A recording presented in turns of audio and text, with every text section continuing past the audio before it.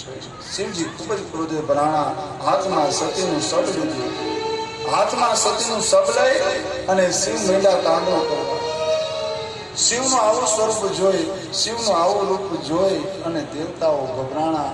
આવા સમયે દેવી ભાગવતની એક કથા છે કે નારાયણે સુદર્શન ચક્ર વડે સતીના સબના ટુકડા કર્યા. 51 ટુકડા કર્યા. એ ટુકડાઓ ભારત વર્ષની ભૂમિ ઉપર પડ્યા. જ્યાં જ્યાં ટુકડાઓ પડ્યા ત્યાં શક્તિપીઠો બંધાયા. હૃદય છે આબુમાં પડ્યું ત્યાં અંબા કહેવાય.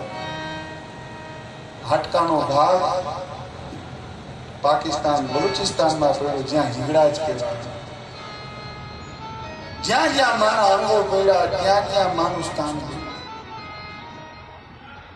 શિવજીએ પોતાના 51 સ્વરૂપને પણ પ્રગટ કર્યા અને સતી સાથે 51 સ્વરૂપને બિરાજમાન.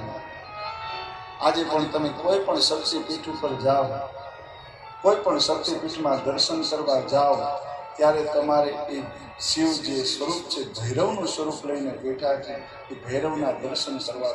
ચોટીલાના ડુંગરે જાઓ તો ભલે, આબુના ડુંગરે જાઓ તો ભલે, પાવાગઢના ડુંગર ઉપર જાઓ તો ભલે, પાકિસ્તાનમાં હિંગળાજના દર્શન કરવા જાઓ તો ભલે, જ્યાં પણ તમે જાઓ ત્યાં તમારે ભૈરવના દર્શન કરવા પડે. પછી જ તમે માં જગદંબાના દર્શન કરી શકશો.